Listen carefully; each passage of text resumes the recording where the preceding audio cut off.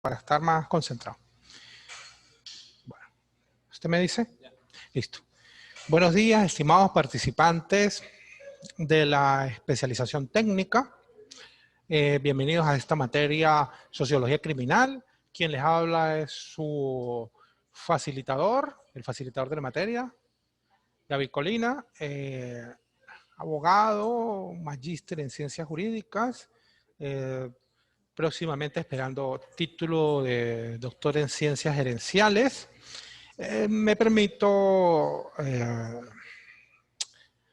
darles la bienvenida a esta instancia en nombre del doctor Javier Elías Méndez, rector del Instituto de Estudios Superiores de Investigación y Posgrado, el IESIP, institución venezolana de reciente data, que está dando la nota, está dando de qué hablar por su inclinación de avanzada en el estudio de las nuevas realidades, en el estudio de los nuevos contextos nacionales, latinoamericanos y globales, y por el elevado nivel de académico que puede ofrecer a todos sus participantes. Me permito entonces saludarles y darles la bienvenida. Veo aquí los nombres de ustedes, los nombres con los que se han identificado. Entonces, bienvenida Ceci Cadena, Jair Lima, Marco Caiza, Ernesto, Kevin,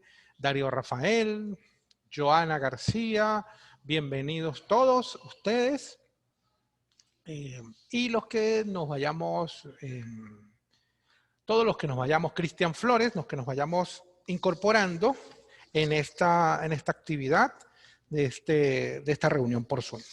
Nuestra materia, tenemos poco tiempo, nuestra materia, quería hacerles también reiterar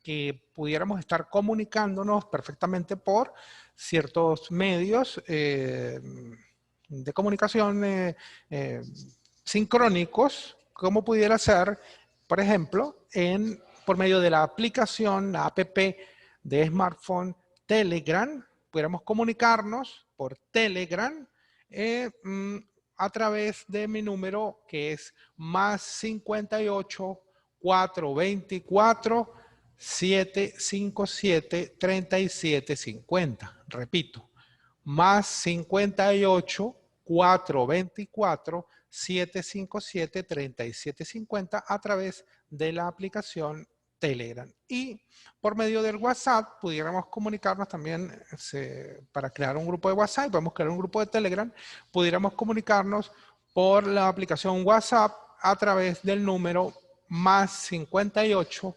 424 766 97 24. Más 58 424 766 97 24. De todas formas, la información concerniente al contacto de Telegram ya está subida a la plataforma.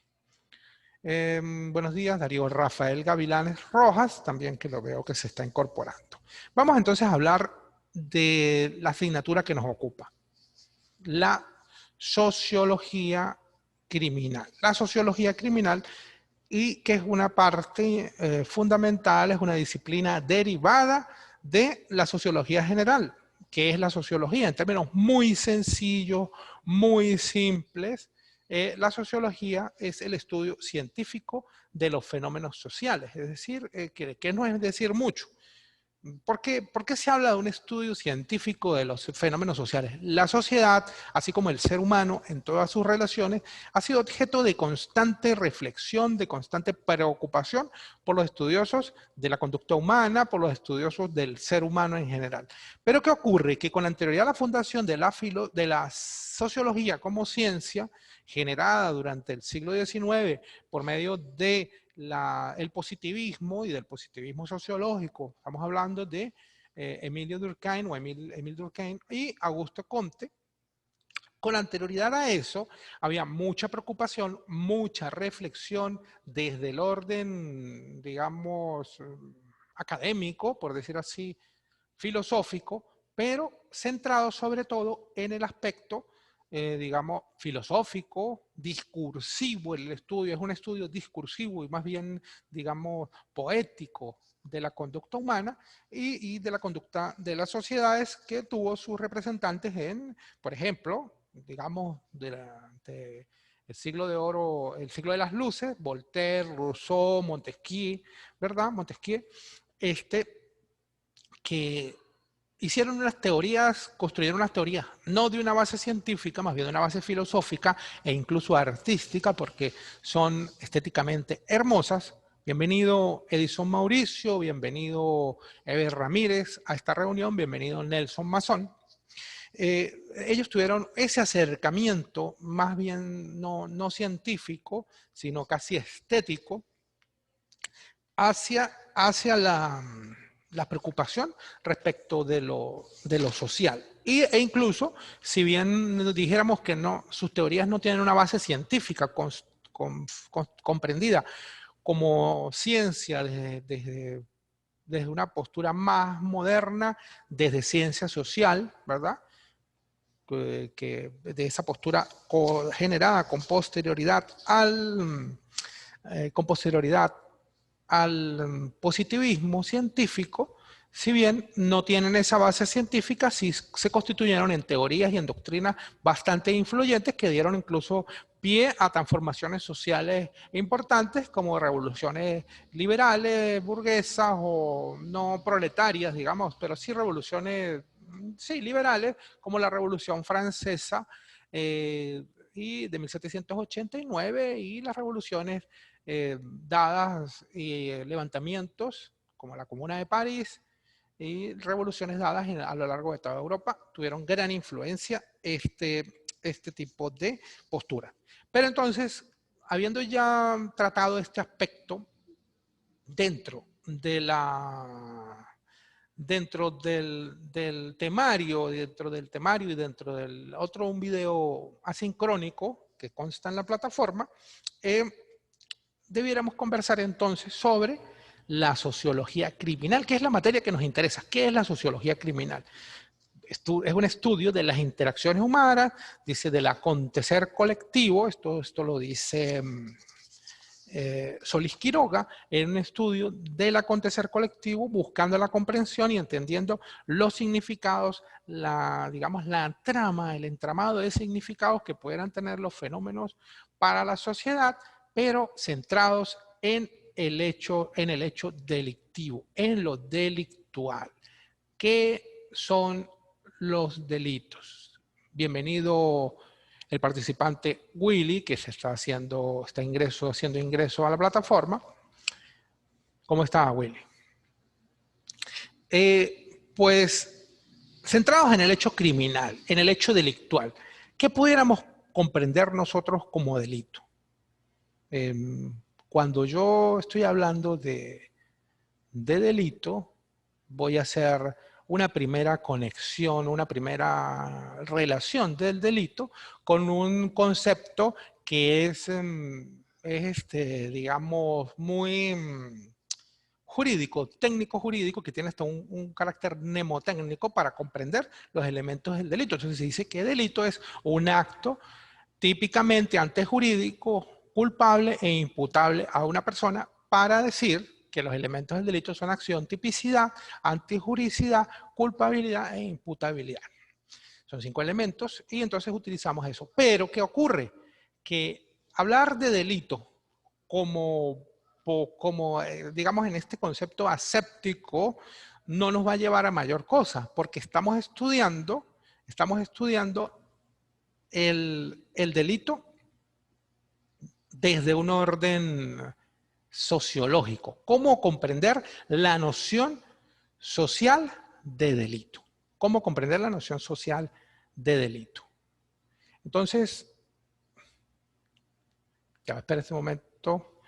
Me gustaría, pues, que reflexionásemos en este momento respecto de la dimensión del delito. Porque cuando yo digo acto típicamente jurídico, culpable e imputable a una persona, ustedes que tienen una vasta experiencia en el tema del tratamiento del delito, pues le suena a nada. Y entonces decimos, bueno, ¿cómo comprendemos el delito desde otras perspectivas? ¿Cómo comprendemos la génesis del delito? ¿Cómo comprendemos la etiología del delito? ¿Cómo comprendemos, sobre todo, las causas, la producción, las formas en que se ejecuta el delito, sobre todo para abordar un aspecto central de lo que nos va a dar la sociología criminal e incluso la criminología, que es el tema de la,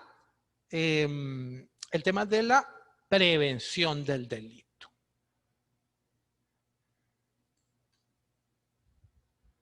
Ok. Listo.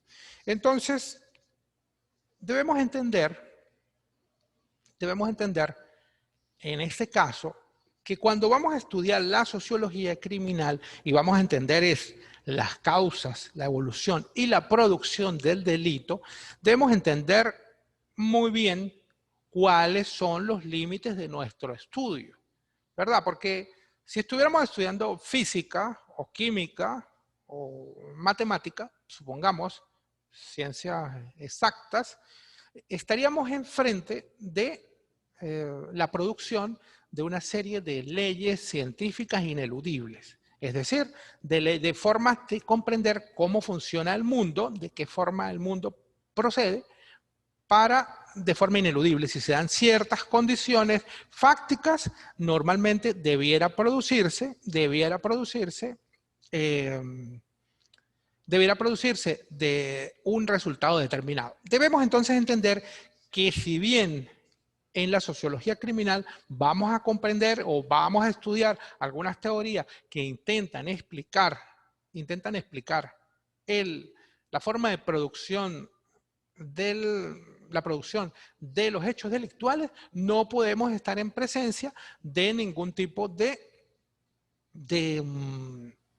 no podemos estar en presencia ni esperar que encontremos leyes que de forma fatal van a decir, si se dan determinadas condiciones, es lógico y es ineludible que se produzcan determinados temas delictuales o determinadas conductas delictuales. Ok, ya un momentico, ya va. Luz. Luz. Luz, ¿cómo hago, por ejemplo, para interactuar con ellos? Porque veo que no están abiertos los audios. O, por ejemplo, si alguien desea intervenir.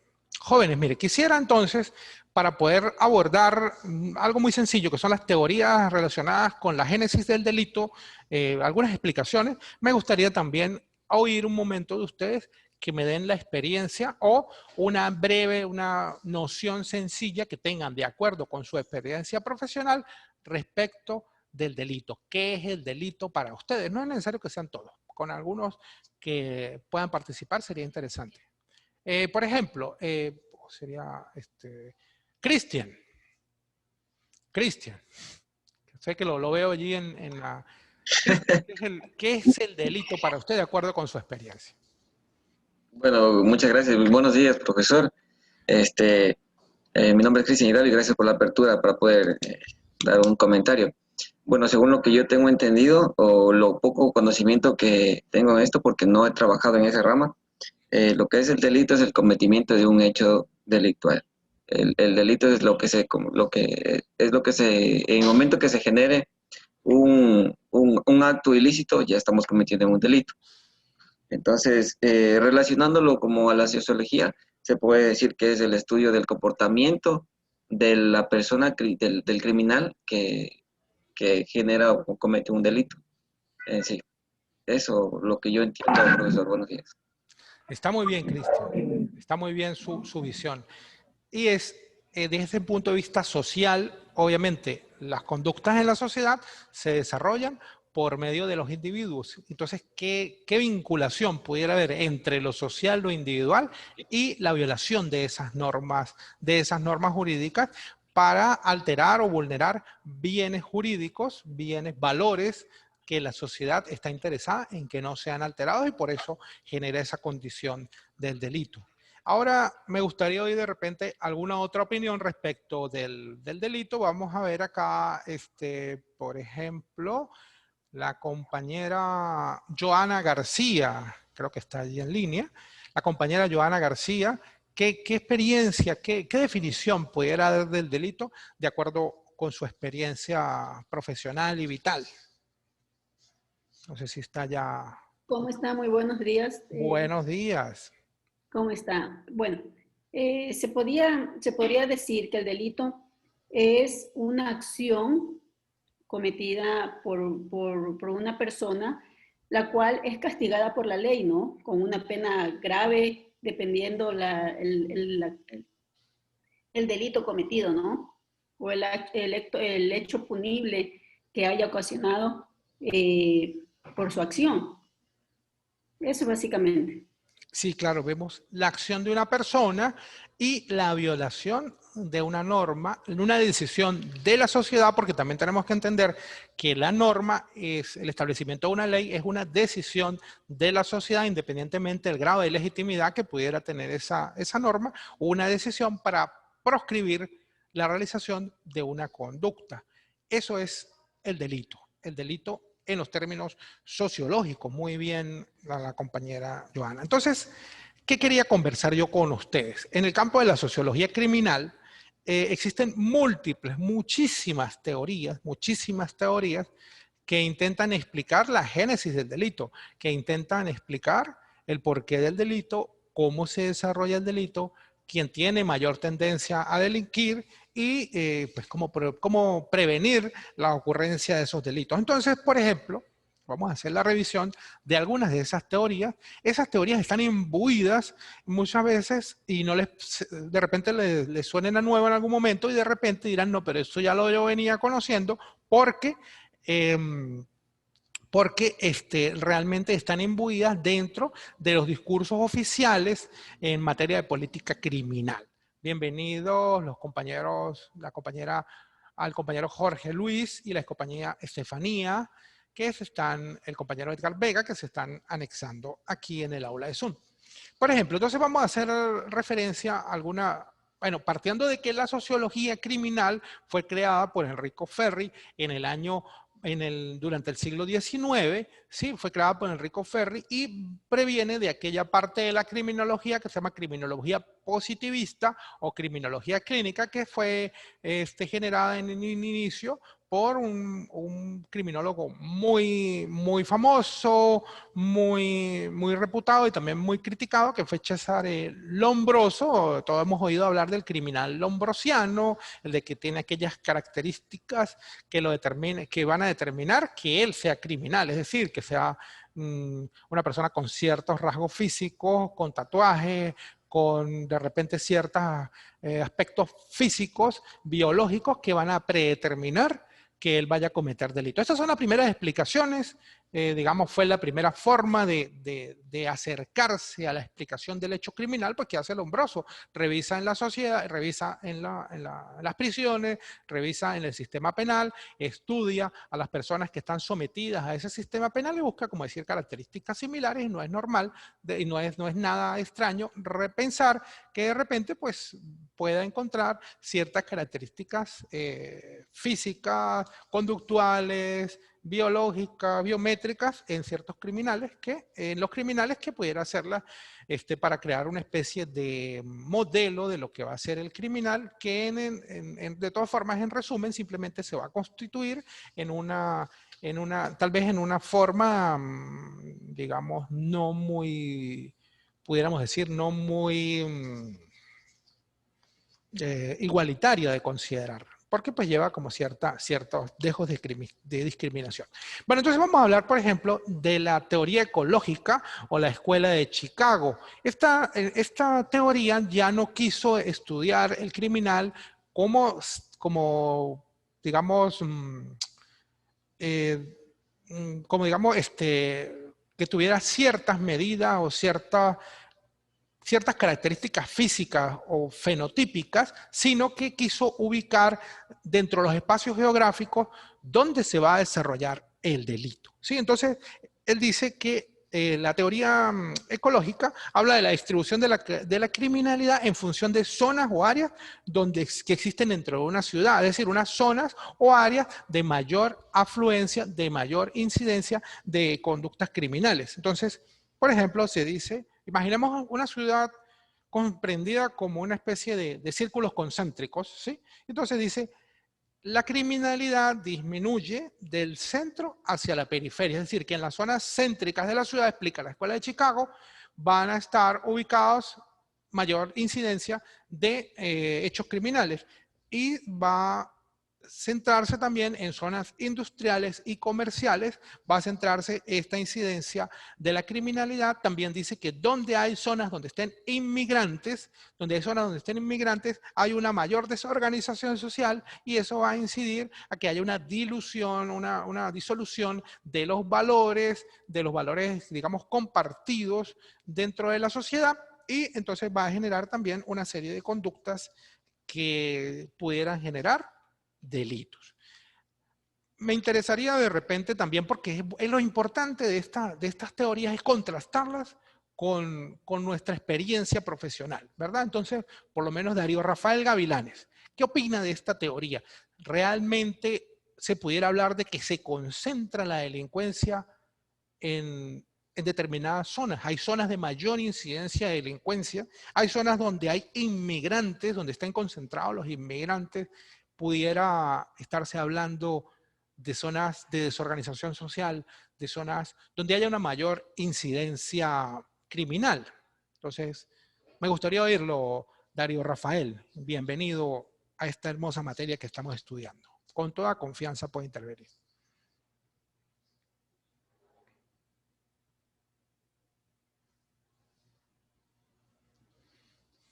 Bueno, si no, de repente por algún problema técnico que tengamos, vamos a darle la oportunidad a Marco Caiza, que fue uno de los primeros que se conectó en esta aula. Buenos días y gracias por darme la oportunidad para intervenir. Muchas gracias, Marco, a usted.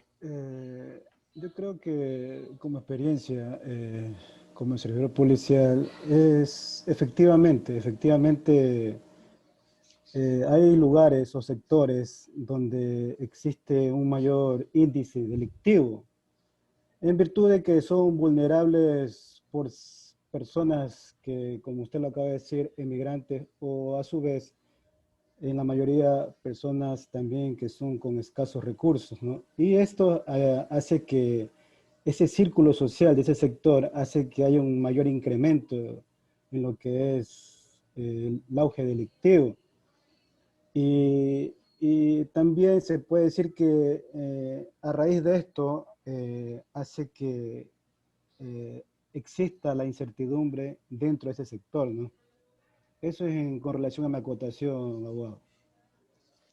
Listo. Me parece muy, muy buena su idea porque realmente en la experiencia profesional se puede comprobar que la teoría ecológica tiene, digamos, muchos aciertos de que en determinadas zonas se pudiera concentrar el auge de la delincuencia. Lo que pasa es que, digamos, la teoría ecológica ha sido puesta en entredicho respecto de que dice, bueno, prácticamente son zonas de delincuencia. Entonces, ¿cómo se explica, cómo pudiera explicarse el hecho de que en personas que estén en esas zonas sí presenten, digamos, conductas cónsonas y adecuadas con lo que se espera de ellas en sociedad? Entonces, ahí tuviéramos que pensar que hay otras variables, como usted me dijo, aquella vulnerabilidad, algunos aspectos de mayor pobreza, de menor acceso a recursos, que pudieran también intervenir. Entonces, por eso, la teoría ecológica es útil,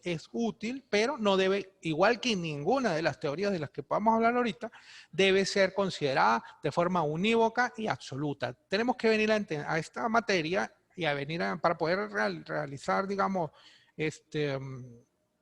para poder desarrollar y derivar de ella consecuencias prácticas relevantes en materia de prevención de la criminalidad, debemos pensar que venimos a comprender el hecho delictivo, a comprenderlo, no a predecirlo. Porque, por ejemplo, la predicción del hecho delictivo, no sé si recuerdan alguna película llamada Minority Report, donde habían unos mediums que predían el futuro y sabían quién iba a delinquir. Y entonces simplemente, pues, antes de que delinquiera, se aplicaban las medidas represivas a la persona, se le controlaba y eso suena un poco utópico, pero en realidad la aplicación de estas teorías de forma absoluta, de forma no humanista va a conllevar a hacer lo mismo que se dice respecto de esa película, que era una película de ciencia ficción, pero que en realidad es como una metáfora del control social y una metáfora de la realidad de la realidad del control social y de la realidad de las medidas para el control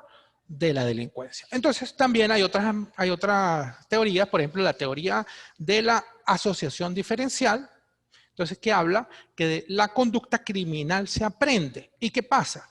Que la conducta se aprende y se aprende en interacción con otros sujetos por medio de la comunicación. Se realiza ese aprendizaje en el seno de las relaciones más íntimas con familiares y allegados.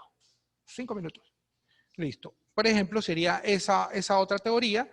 Hay una teoría de la subcultura criminal que dice que los delincuentes se tienden a relacionar con otros delincuentes y entonces, digamos de esa forma, van construyendo una especie de cultura compartida, contraria a la cultura dominante de la sociedad.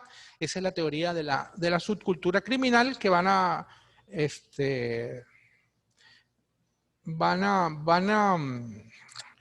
los criminales van a tender a oponerse a los valores imperantes en una sociedad.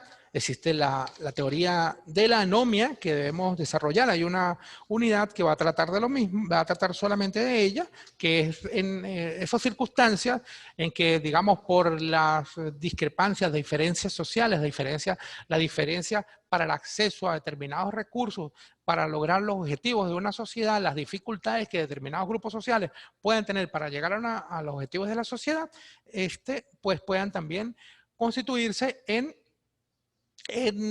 especie de circunstancias en las cuales no imperen esas normas, no imperen las normas compartidas, estemos en una situación de anomia y se den todas las condiciones para que podamos, digamos, para que las personas puedan delinquir. Existe otra teoría muy en boga, muy actual, que se llama, en la que me gustaría hacer un mínimo énfasis, que es la del Abelian Approach. El Abelian Approach, que es decir, la teoría del etiquetamiento, que quiere decir que para que una persona delinca debe de distanciarse de las normas sociales, pero quien establece las normas sociales las establece de una forma interesada para producir dentro de determinados grupos sociales, de determinados grupos étnicos o económicos, controlar ese tipo de conducta. Entonces, cuando yo creo un delito, que lo creo de forma intencionada, a las personas que van a reincurrir en ese tipo de conductas, las estoy colocando una etiqueta de delincuente. Esta teoría del Abelian Approach o teoría del etiquetamiento debe ser estudiada con mucho interés, con mucho cuidado, porque ¿qué va a pasar? El etiquetamiento me va a determinar que, digamos, dentro de una sociedad se puedan estar generando condiciones de desigualdad y de control social para a un cierto grupo humano, ¿verdad? Entonces, decir, bueno, si una persona usa tatuajes, usa piercing, si la persona usa el pelo largo, si la persona de repente tiene la ropa rota, ¿verdad? Supongamos, yo la veo y digo, bueno, esta persona tiene todo el estereotipo de una persona que de repente puede delinquir y entonces yo debo, de repente, como órgano policial, como autoridad ejecutiva, debo tender a controlarla, ¿verdad? Debo tender a controlarla. Entonces, se dice, eso puede ser útil hasta cierta forma, eso puede también constituirse en una forma de discriminación, porque la persona que de repente puede tener una ropa que esté rota, la persona que de repente pueda estar, digamos, con el cabello largo, no necesariamente es porque vaya a delinquir, pero sí de repente puede, digamos, expresar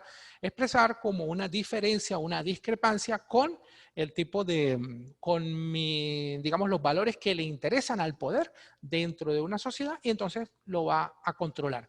hay que buscar tenemos dos extremos. Esa persona no es delincuente de ninguna forma o esa persona va a delinquir por sí mismo. Entonces uno dice, si no es delincuente de ninguna forma, yo estoy solo, me dijo una vez mi profesor de criminología, que un alumno le dijo, estoy solo en una parada de autobuses, viene una persona con todo el aspecto de lo que dijo el profesor, que era considerado por la criminología y por la sociología criminal infamante y positivista para todos los estereotipos de lo que podía ser un delincuente de este tipo de forma. Dijo, no, pero mi profesor me iluminó la mente, me explicó que yo no debo pensar que las cosas funcionan así y simplemente la persona estaba en su parada de autobús, esperando su bus, estaba sola, no tomó ninguna previsión y esa persona que él dijo esto no es un delincuente, pues le hizo un acto delictivo, lo asaltó y entonces dijo, bueno, pero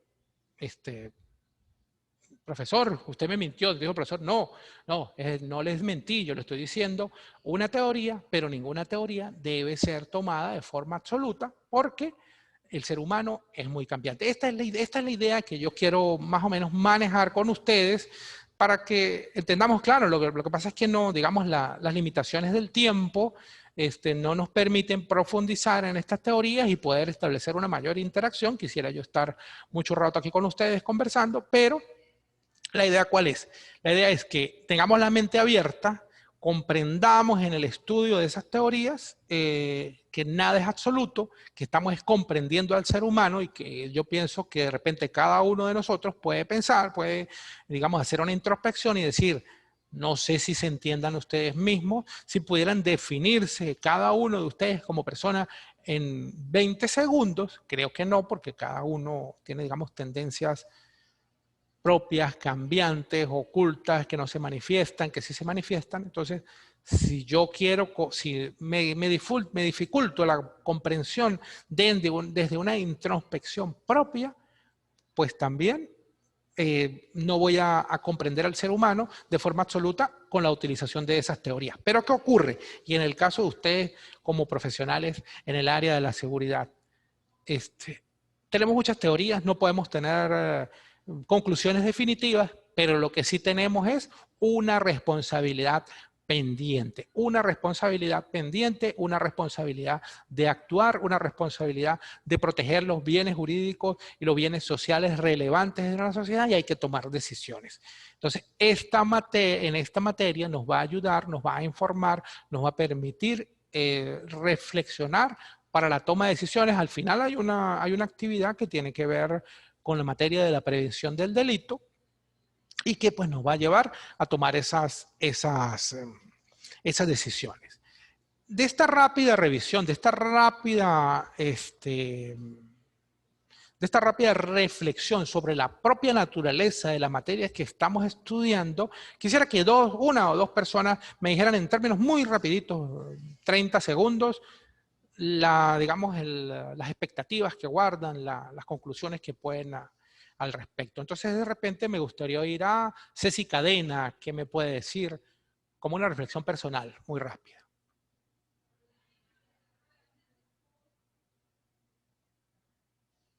Ceci. ¿Me escucha, doctor? Buenos días. Sí, le escucho. Ya, muy buenos días, doctor. En este caso, mi reflexión sería que desde el punto de vista de la sociología, debemos tener en cuenta a qué tipo de personas nos vamos a enfrentar para, como se dijo anteriormente, tener ya un anticipo de qué puede suceder y tratar que las consecuencias sean menos graves. Es efectivo, tenemos que atender, tenemos que resolver, tenemos que lograr las consecuencias menos graves, el menor daño posible, el mayor bienestar para todo el mundo, para la sociedad. Eso es muy relevante. Y me gustaría de repente una reflexión de Jair Lima, que fue una de las primeras personas también que se anexó a esa aula. Jair.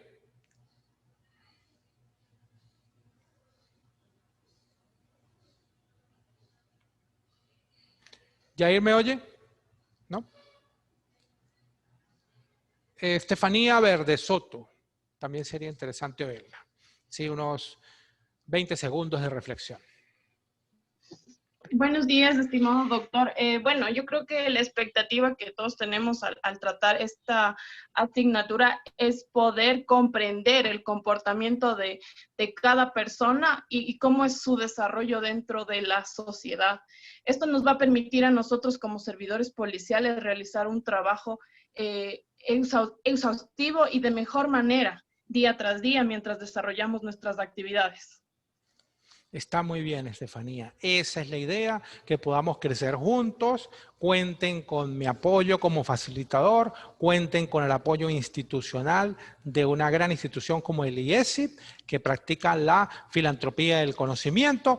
Cuenten con nuestro apoyo, ya tienen mis teléfonos, comuníquense conmigo y en la medida que me sea posible. A veces tenemos, digamos, problemas técnicos, problemas de electricidad, problemas de conectividad, pero en la medida que me sea posible, lo más pronto, procuraré estar en contacto con ustedes. Muchas gracias, me hace muy feliz poder comunicarme con ustedes y esperando que hayamos aprovechado suficientemente este rato en que nos hemos conectado. Muchas gracias a todos.